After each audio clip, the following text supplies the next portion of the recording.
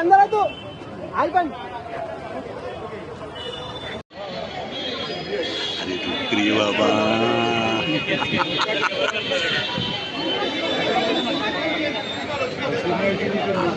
బాబా మానవ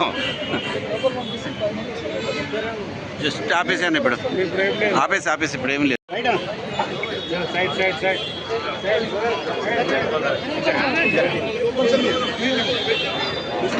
మొత్తం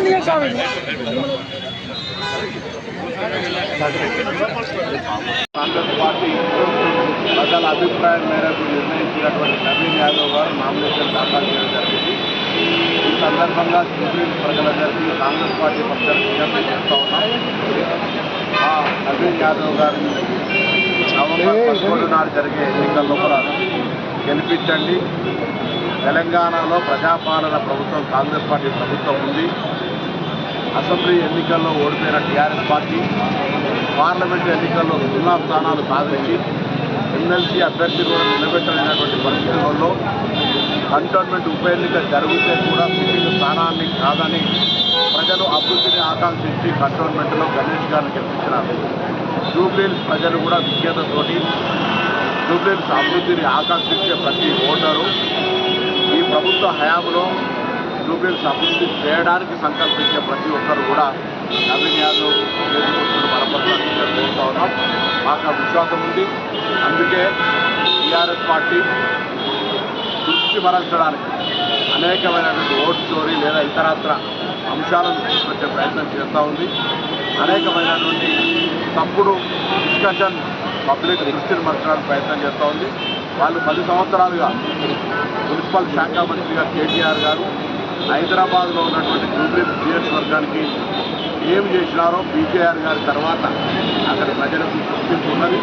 తప్పకుండా కాంగ్రెస్ పార్టీ ఈ 2 సంవత్సరాల కాలంలో చాలామందికి అక్కడ ఉండబడేటువంటి వారికి అనేక సమస్యలు, డ్రైనేజ్ సమస్య కావచ్చు, డ్రింకింగ్ వాటర్ సమస్య కావచ్చు, స్థానికంగా ఉండే అన్ని సమస్యలు పరిష్కరించడంతో పాటుగా రాష్ట్ర వ్యాప్తంగా అడిగిన వారందరికీ అర్హత ఉన్న వాళ్ళకి రేషన్ కార్డు ఇవ్వడం, కొత్త కుటుంబ సభ్యుల పేర్లు చేర్చడం, సన్న బియ్యం చరిత్రలో ఈ దేశంలో 29 రాష్ట్రాల్లో తెలంగాణ ఒకటే రాష్ట్రం ఇవ్వడం, మహిళలకు ఉచితంగా బస్ సౌకర్యం ఇవ్వడం, మహిళలందరికీ వడ్డీ లేని రుణాలు ఇవ్వడం, తెలంగాణ సాధనకు మూల కారణమైనటువంటి నిరుద్యోగ యువతకు దాదాపు 65,000 ఉద్యోగాలు ఇవ్వడం, విధంగా అనేక కార్యక్రమాలు చేస్తున్నాం. అందరికీ కూడా ఇండ్లు కూడా ఇచ్చే ప్రక్రియ కొనసాగుతుంది.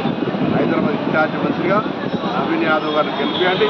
నేను నా క్యాబినెట్ మొత్తం ముఖ్యమంత్రి గారు జూబ్లీహిల్స్ను ఒక రోల్ మోడల్గా అభివృద్ధి చేస్తాం. మాకు అవకాశం ఇవ్వాలని కోరుతా ఉన్నాం. అదేవిధంగా ఈ జూబ్లీహిల్స్ నియోజకవర్గానికి సంబంధించిన విషయంలో కూడా అనేక అంశాలు ఎన్నికల సందర్భంగా మాట్లాడతాం. రాజకీయంగా ఆరోపణలు ప్రత్యారోపణలకు తప్పకుండా జవాబు చెప్తాం. నేను మరొకసారి ప్రతిపక్షాలను డిమాండ్ చేస్తూ ఉన్నా.